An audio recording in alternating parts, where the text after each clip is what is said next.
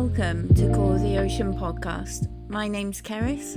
And my name's Neil. And this is episode 1 of hopefully many of our new podcast. Yeah. We're going to be talking to lots of people with stories connected to the ocean. You never know, hopefully it might inspire you to make your own stories, or maybe even share your stories of the ocean. If you're up for it, we might come and get you in the future. Anyway, who have we got this episode? So on today's episode, we have actually got Christian from PEBL, and we met him a few years ago when we were doing craft fairs. Yeah, you were selling your seaweed art, weren't you? Yeah. And they came over and had a good old chat, didn't they? They did. They were interested in what we were doing or what you were doing, but they did something even more interesting, I think. So. Yeah. They did, and we went and had a bit of a tour and got to see what they do and how they work, and it was amazing, wasn't it? It was really good. Learned a lot. Definitely. Yeah, really interesting. So good guests, I think. It's going to be a good episode. Definitely. So anyway, enough of us. Hope you enjoy our little chat with Christian, and we'll see you on the other side. Enjoy. Hi, Christian. Thank you so much for joining us for our first ever podcast for Call of the Ocean. Oh, thank you for giving me the opportunity to have a chat with you guys. Yeah. It's a pleasure. Now, our plan is to ask every guest the same opening question and the same ending question. So if you're up for it, our first question is, can you remember your earliest memory of the ocean? And how did it make you feel? Oh, so I was actually born in Munich in the south of Germany, which is very landlocked. Wow. And my first memory of the ocean is going to Italy, which was a long drive from where we lived. Yeah. And I must have been about 10, maybe 11, and it's a very rocky cliff exposed coast where we went, and I just remember the color of the ocean and how the colors are nothing I'd ever seen before, and that really stuck in my mind. Yeah. And I think it made me I think at that time it just made me want to jump in because I was, like a 10-year-old kid. So I think, but the color very much stays in my head. Was it like a vivid blue or green, or was it like sunset or sunrise time? So I have to confess, I'm actually colorblind. Oh, right. So, okay. That doesn't mean I can't see colors. It just means I find it very difficult to actually describe a color to you, because it's probably looks different to me than it does to you. Yeah. But to me, the sea can be anything from grey, green to deep, dark blue. And I think this was somewhere in the middle, some sort of turquoisey blue, very, very inviting. Yeah. Wow. But I'm not sure if that's an accurate description because of my colour blindness. Well, it's all right. We've painted a picture in our heads anyway. I can see a postcard now. That's awesome. Well, thank you very much. I think you've thrown the gauntlet down there with that answer. Yeah. Everyone who follows. Yeah, no, definitely. And Christian, you and I met. Well, we all met, didn't we? When I was doing some craft fairs selling my seaweed art, and you came over and introduced yourselves and told us all about you and what you were doing. And I wonder if you wanted to sort of like update us and tell our listeners what it is that you do. Yeah, so we, my wife and I, Danny, we started PEBL in 2019 with an inspiration to grow or produce more foods for the UK that have a minimal impact. I think that was kind of our starting point. We'd had a passion for growing veggies in our little backyard, but felt like growing food on land at a bigger scale was very inaccessible. Yeah. Yeah. And at that time, there were some articles online around people in the US, in America, North America, growing seaweeds, and started reading into that. And we figured out there was actually some people also growing seaweed in the UK, but maybe a handful of people were just starting. And it seemed to us that considering we have the coast all around us, and we actually have almost all seaweeds being edible, a really amazing opportunity, but nothing is really happening in terms of a seaweed industry. And so in 2019, we started PEBL to try and address that issue by starting a business around seaweed cultivation.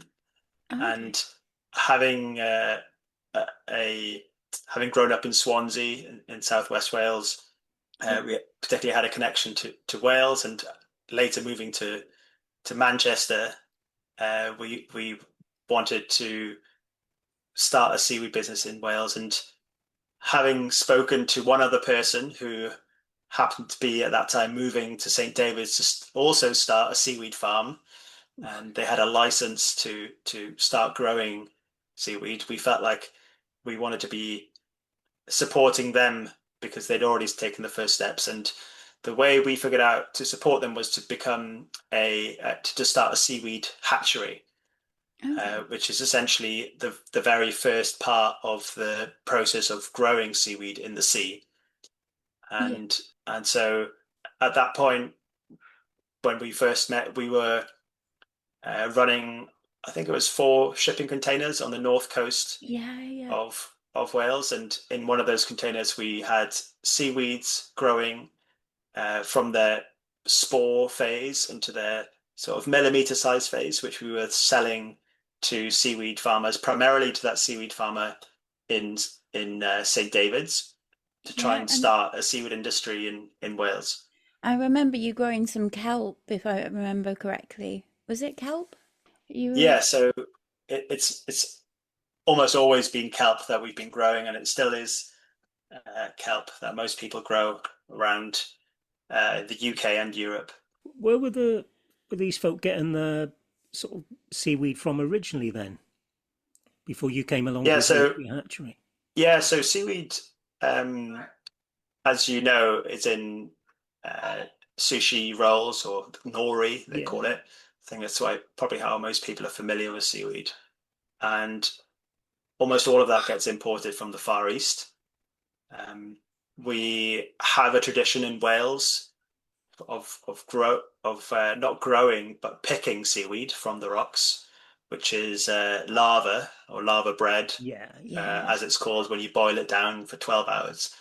Um, and that's actually the same species, or a sort of cousin of the same species as nori that's used as sushi wraps. Okay. Um, but there wasn't any cultivation happening really before, and the kelp, or sugar kelp to be specific, that isn't used in wraps or in lava bread, but it's actually used. It's called kombu if you go into the Far East, and it's used as like a stock in broths and soups to create umami flavoring. So if you ever travel to the Far East, you'll for breakfast they'll have a soup which has some kelp in it. Oh, wow. Um, That sounds nice. but yeah, so the reason for growing kelp actually is not necessarily because there's a big market opportunity. It's actually one of the easiest ones to grow, and you get quite big yields from it, and it's a lot more forgiving than some of the other ones. So it felt like a good starting point. Right, right. Yeah. But did you experiment with others as well? I mean, did people farm Yeah, other species of yeah, larvae? yeah, absolutely. We tried to grow nori, or lava, which is the more common British name, and it's extremely difficult. No. Partly because it requires really high precision temperature and light, and control of the conditions in which you're growing them in. You have to be much more precise than you have to be for kelp. Right. And the steps involved in cultivating it are probably 2 to 3 times as many steps as there are in kelp. So it's like um, the difference between growing cress, where you just pop a seed in a tray and it just pops up, which would be like kelp, Yeah. Right. and trying to grow some oriental tropical flower, which you need very specific greenhouse conditions Oh, goodness. and fertilizers for. So they um, the lava's one we tried to grow, but without much success. Sure. We managed to reproduce it, but we couldn't grow it in any quantity that would make a viable business. Got you. We've also then tried dulse, which is after nori or lava, also fairly well known around some Yeah. parts of the British coast. So especially in Ireland and in Devon, they pick a lot of dulse, which traditionally has been used by the Irish as a way to supplement like vitamins, and it's still used today as a snack. And we had a lot more success with that species. But again, getting to the point where you can produce enough yield or high quality product to sell was difficult, and Mm. we kind of stopped that after about a year and a half of experiments. Wow. And And so we focused strictly on the kelp cultivation because that was successful, and there was quite a bit of demand from people to buy that.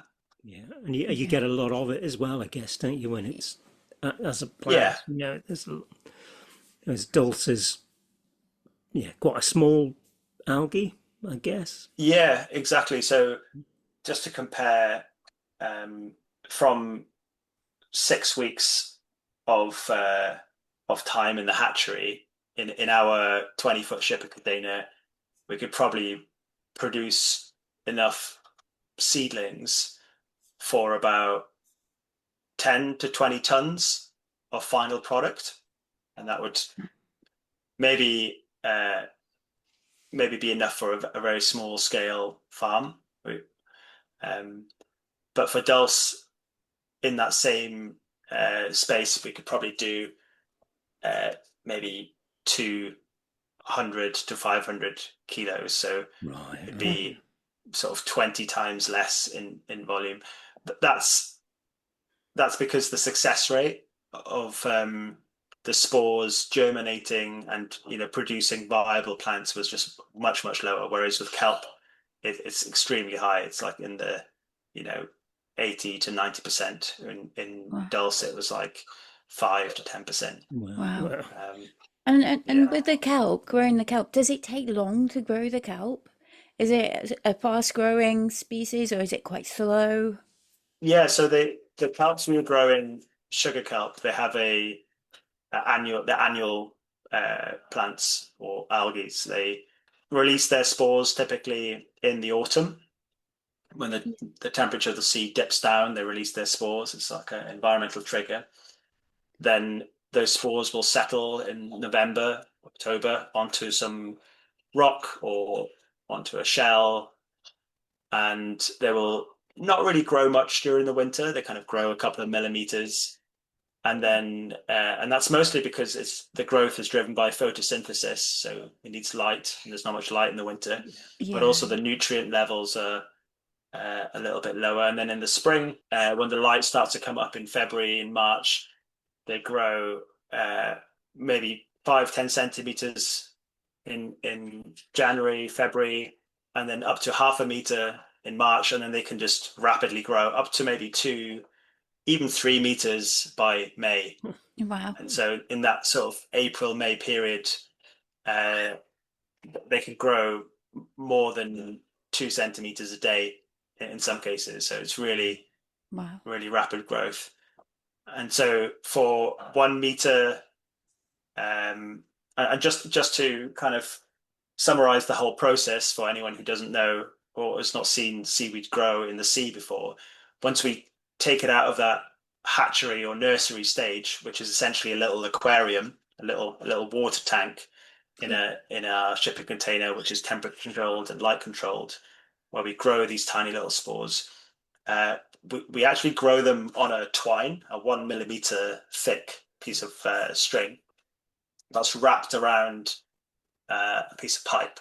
And if you imagine, like similar to a spool that you use for sewing, you have your twine wrapped around a pipe. That's about 40 centimeters long, 3 inches thick. You get 50 meters of that twine on a spool. Right. Right. Once that's ready to leave the nursery after about 6 to 8 weeks, you see the tiny little seaweeds growing like 3 to 5 millimeter long hairs on the spool. So the spool turns completely brown. So after that 6 weeks period, we take them out of the hatchery and we deliver them to the people who've got a license to grow seaweed. And in our case, this was this pioneering seaweed farm down in St. David's called Carrymore. I advise you to check them out if you ever get a chance. Yeah, yeah. And they would then take that spool and pass a thick rope through the spool. And as you pass the thick rope, maybe 2-3 centimeter thick rope through the spool, the twine gets tied onto one end of the rope and it unravels in a sort of coil fashion onto the rope. So you imagine your thick rope and this thinner twine with tiny little seaweed blades wrapped around the thick rope. Right. And that's then called a seeded line. And so you'd have these 100-meter sections of this, or 50-meter sections of this rope with the little twine wrapped around it. And that's the final sort of growing rope that then gets put out into sea, strung between two buoys and tied down with some anchors, usually about 2 to 3 meter depth. And that stays there then all the way from October through to May or June when it gets harvested. Wow. That sounds really Yeah, interesting. yeah. Goodness. So it's quite a quick turnaround as well, I guess, isn't it, from seeding to Yeah, harvest? yeah, from about six to 7 months, I would say. Yeah. Some people do like a cut and come again crop, so you could cut it in March, April, and then let it grow back and cut again. So it grows a bit like a lettuce. If you ever grown lettuce in your garden, Yeah, you yeah. can like pick the leaves and then they come back again. So where did you learn to do all this then? Because obviously, that's yeah, you can have learned from anyone else, and Yeah, if you're the first yeah. to No, do it. it was before there's publications. That you can. I'm fortunate enough that my wife works at a university, so I can get access to all of the academic literature. And Right. so Yeah. people have been studying this for many, many years and have published the optimal conditions and the optimal recipes. And there is actually some freely available information as well. Probably the most useful resource is it's called the New England Seaweed Handbook. So New England up in the northeast Atlantic, Yeah. North Yeah. America. And they have been studying this for maybe 20 years now and have made lots of amazing guides. And pretty much followed that very, very closely. And yeah, after a few attempts, it does work, and we managed to make it quite reproducible. So that was up on Anglesey when you first began, but did I get it right that you've now moved? Yeah, so we were growing those kelps. We were creating these spools. We package up the spools and deliver them to the seaweed farmers. And at the time when we started, there was a lot of excitement around seaweed farming. Lots of people were starting up farms. I say lots. This is probably 10 or so individuals Right. or groups or companies, and it was Right. growing quite rapidly. So it started off with 5 when I first started. Then the following year was 10, Wow. maybe 20 a year later. But actually, and so we forecast, significant demand and hopefully a viable business. But actually, out of those 20 in maybe the third year that were applying for licenses, maybe there's only about 10 seaweed farms actually still operating now. So we're like Mm. 6 years on since we started. And the demand for these kelp spools is actually not enough to make a viable business. And so we decided that our time and effort is not best becoming a seaweed hatchery, but actually through the process of selling these spools or these seedlings, we got more and more involved in marine monitoring. So when we were placing these spools out into the sea, we were asked by those who bought them off us, how can we actually know whether they're going to grow well or not? My Right. background's actually in electrical engineering and building sensors. That's what I did in my PhD in Manchester.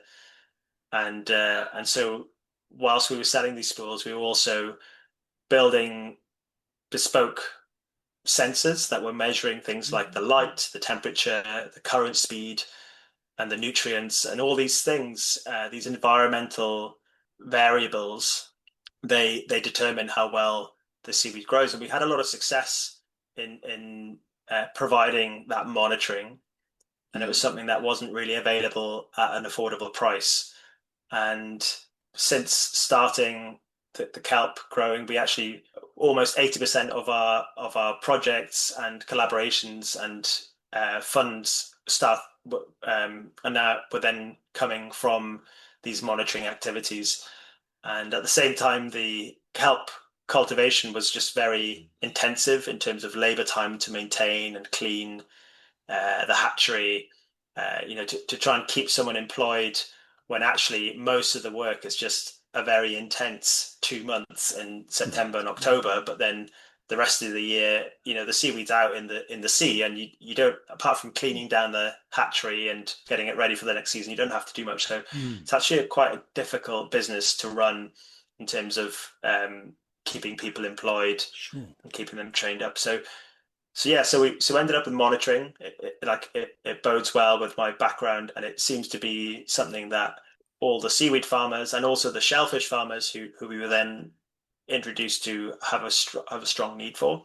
Right. Got it. And we've beyond looking at the environmental parameters or variables that determine how well things grow, we also look at the impacts that seaweed farming or shellfish farming have on the marine life. So we use cameras and also acoustic recorders, so like underwater microphones, to record the sounds made by dolphins and porpoises to understand whether the seaweed farms or Right. shellfish farms are having a positive or a negative Mm. impact on the environment. And you can, So because I noticed that you can hire these from your website as well, so that people could. yeah, so we we actually started building and manufacturing and selling some of these devices. So we currently sell two devices. One is a camera, works very much like a GoPro camera. It goes underwater Oh. up to 100-meter depth. Right. And the unique thing we were trying to solve is when these seaweeds grow, we kind of want to be able to keep an eye on them, just like a farmer can keep an eye on his crop in the field. But because Yeah. it's out at sea, maybe a couple of 100 meters or a kilometer at sea, where you've got storms and tides and you need a boat to get out and it's 2 meters underwater, we were wondering how can we keep an eye on these and understand how they're growing, or like why are they breaking off the rope? Why are they being Mm. eaten by things, or why are the ropes getting tangled up? And so we designed a camera that can record almost like a time lapse. So it Sure. Sure. Yeah. records and then turns off and then records more. But it can do that in a way so you can track. You can record every time it's high tide, or you can record every time it's the middle of the day, or you can record every time it's sunset. So you can track these unique changes that happen over time um, in a very bespoke sequence of Mm. videos and photos, and that's our subcam product. So So we call it a custom schedule underwater camera. so how can the seaweed growers access those pictures? Do you have to retrieve the camera to be able to see them, or can they see them whilst they're Yeah, so in we place? kind of clamp it onto the rope where the seaweed's growing, Okay. and then you get a little, maybe a 1 minute video or just a few second video, depending on how you program it. So it's like you can set it up how you want. So some people will look at the seaweed growing, other people will look at how the shellfish or the mussels are growing, and whether the mussels are falling off the ropes at a certain time, or whether ropes are getting tangled up during a certain current or storm. Right. Um, but actually, we found people wanted to use these cameras for lots of other things. So we've actually got fishermen using these to understand if their trawl gear is having an impact on the seabed. Oh, I'm wow. not sure if you know much about trawling, but there's all sorts of Yeah. new technologies being developed to make uh, trawling gear less impactful on the seabed. So you have these trawls that actually just don't scrape along the seabed, but are just within the water column. Had cameras being used for that. We've also used the cameras for looking at um, big concrete blocks that are being put on top of subsea cabling for offshore wind farms, and people were looking at whether these concrete blocks move in big waves and storms, or whether the concrete blocks have things growing on them, whether they're ecologically benefiting the environment. So it's gone from seaweed and shellfish related monitoring to quite a broad marine Right. related monitoring. But the focus always comes back to understanding the relationship between the environment and the ecology, and how things are changing over long time horizons. Uh, And then I have a completely different question, but how did you come up with the name Pebble? Is it short for something or? Yeah, it's short for plant ecology beyond land. So it's kind of basically we wanted to be called Pebble, but you can't just be called Pebble in this and register your name, because there's like 100 other people who are called that. So we decided to come on with a long um, acronym uh, which relates to seaweed. But actually, we call ourselves Pebble. Everyone calls us Pebble, so it all works out yeah. quite just fine. And I know that you do some community work as well. So you reach out to communities and try and involve communities Yeah. as well. So yeah, exactly. So our motivation for starting the company was to not only make a business that can, support the seaweed industry and bring this seaweed industry to the fore, or do environmental monitoring and benefit marine ecologies, but also share that knowledge with the wider community, and I guess empower coastal communities in particular to benefit from the the science that we develop, or the tools that we develop, or the seaweed cultivation techniques that we're working with. And so over the years, we've had community groups come to the seaweed hatchery, and we kind of do a workshop showing them around the hatchery, teach them around the process of cultivating seaweed. We've done cooking with seaweed, where individuals go down onto the foreshore and collect seaweeds, and we teach them how to cook. We've also done sort of days with other similar like-minded community groups, such as Project Seagrass, where we try and promote um, marine-related activities around Wales, to try and encourage more people to get involved in working with the sea and for the sea, and to benefit the sea. We've also done a project last year in Holyhead called the Coastal Community Leaders Program, where we invited members of the community who have ambitions to start a business or a community group, or a project related to the sea and related to supporting the sea. And we did a series of workshops to share our learnings of starting a business in Wales, with regards to how do you start a business, how do you bring the community together? How do you actually come onto a project idea that makes sense for you and aligns with your values and that is centered in the community?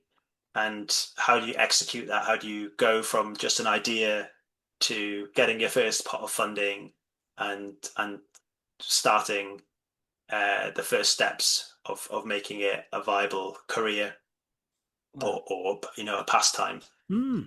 And so that was a 4 month course that we did.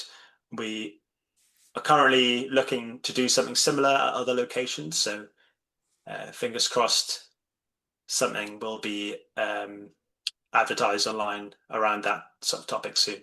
What sort of response have you had then when you've run some of these community engagement events? That there is, I'd say, a small group of individuals who are deeply connected to the sea in Ismon that we met up in Holyhead in that workshop, and I feel like that's repeated all across the Welsh coast. There are a few individuals who have had, either through their upbringing, through a life event, or through a particular experience, have created a much deeper connection to the sea. And those people, we found, have almost dedicated their entire lives to the sea in some way, whether it's through foraging things that grow in the sea, whether it's making art, like yourselves, I suppose, or whether it's doing, organizing litter picks in the community. And those people are kind of the holdfasts, if you like, or like the anchors that keep communities connected to the sea.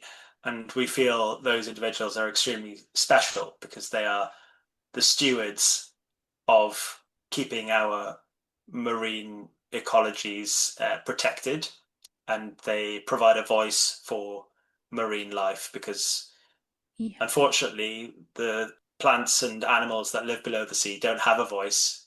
No. And what we would love to see, and kind of what one of the goals is of these workshops, is to create more of these people who become stewards, and who dedicate more of their time and more of their resources to looking after the sea. And in an ideal world, everyone in the community, old or young, no matter what the background, has a deeper connection to the sea because it's such a existential part of our being here on Earth. Having the sea, it creates the carbon cycles.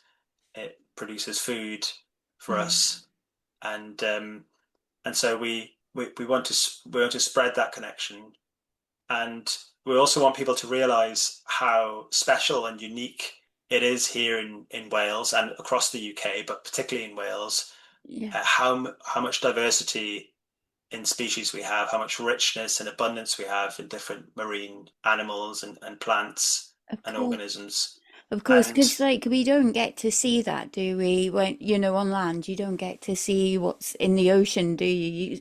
We kind of miss it. no, And yeah, it's very rough. Like that, we get big swells, we have big tides, we have pretty bad weather most of the year. So lots of us can enjoy the views over the sea, but actually to see what's underneath is very few people. And even I've never actually been diving in the UK. Right. I've done some surfing, I've done some swimming, but actually the cameras that we deploy has actually allowed me to understand what goes on Yeah. down there, and it's incredible how unspoilt and pristine and beautiful it is underwater. wow, And I think once those individuals who have really dedicated their lives to working with the marine ecologies, they have seen that and they've glimpsed that and they felt that connection, and so we'd love to see more people making that connection.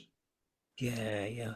Oh, well, in a way, we're kind of hoping our podcast kind of can contribute to that in its own little way as well. That's what it's all yeah, about, getting people to share their stories like yourself and, hopefully inspiring other people to, if they haven't got that already, to kind of start those connections. Absolutely. Yeah. Go on then. I think, should we go for our, like we had an opening question that we're going to ask everybody. We've got a closing question that we're going to ask everybody. And Keris is itching to ask you this one. So. So, what do you think the ocean is trying to teach us? And do you think we're listening? So I think the ocean is such a dynamic place. It's like constantly changing, and nutrients are being tossed, uh, shifted up and down the coast. Sediment is being changed. Dolphins, porpoises, whales are moving around. Nothing is stationary, but everything is extremely interconnected, and removing or changing just one thing can have a big impact on the whole marine community. And I think this knowledge of this dynamism, and the way everything in the sea is so interconnected and dynamic is something that we as humans on land in our homes, going to our jobs day in day out, have very little connection to. But Yeah. actually, we are organisms on this planet, just like all the other marine organisms, and we should also be dynamic and interconnected. So I guess the thing I think the sea is trying to tell us is that we should be getting out more, putting ourselves into different environments, having new experiences, and becoming more connected with all beings, whether it's beings on land, whether it's human beings, whether it's beings in the sea. So I think that's what the sea is trying to tell us. Awesome. That's fantastic. Yeah, thanks so much, Christian, for coming along to joining our podcast today. It's been, if Oh, people, thanks. Right. oh, no, thank It you. was good fun Oh, speaking good, to you guys. good, good.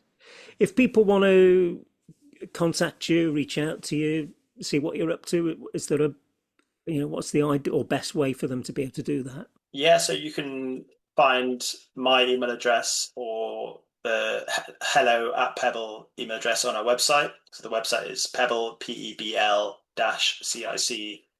PEBL-CIC.co.uk. So my email is Christian with a CH at pebble-cc.co.uk. There's also a contact form on the website, and we have an Instagram, and we have a LinkedIn that where we engage more on a commercial basis with other businesses. So those are probably the main channels. Cool. But also we have my mobile number is on the website. So if you're interested in seaweed or marine monitoring, just give a call, and I'm always more than happy to speak to other like-minded people. It's part of the joys of doing this venture is meeting and speaking to other like-minded people like yourselves. Yeah, brilliant, Oh, brilliant, awesome. definitely. Right. Thank you Yeah, so thank you very much. much. Diane, thank you so much. Wow, I really enjoyed that interview with Christian. It was really lovely. And it was really nice to catch up on how things have changed since we first met him as well, and how things have evolved for them. Yeah, it's been a while, hasn't it? But yeah, it was really good, really nice to hear from him. Yeah, and Yeah. he's just such a genuinely lovely person, and he's so helpful and friendly and just genuinely lovely person. Yeah, and thanks for giving up your time, Christian, to chat with us. Definitely. Yeah, very greatly appreciated. And it was nice to catch up as well. And he's keen for people who are interested in what they do to get in touch. So we'll put his contact details in the show notes. We've got our Instagram. What's it called again? It's called Call of the Ocean Podcast, and it's underscore between each word. So, definitely check it out there, because I'll try and keep that up to date. Yeah, that's good. Glad you're going to do that. So we'll put his contacts in there. We'll let you know when the next episode is out on there as well. Yeah. Don't know who it's going to be with. We've got a few interesting people lined up. But as soon as we know, we'll let you know. I suppose if you subscribe as well, if you're not already bursting at the seams with subscriptions, you'll probably find out when our next episode is out. If you subscribe as well, that'd be great if you can. But yeah, until then. Thank you for listening. Yeah, thanks a lot. And hopefully we'll hear from you again. Enjoy the sea and see you later. Bye. Bye.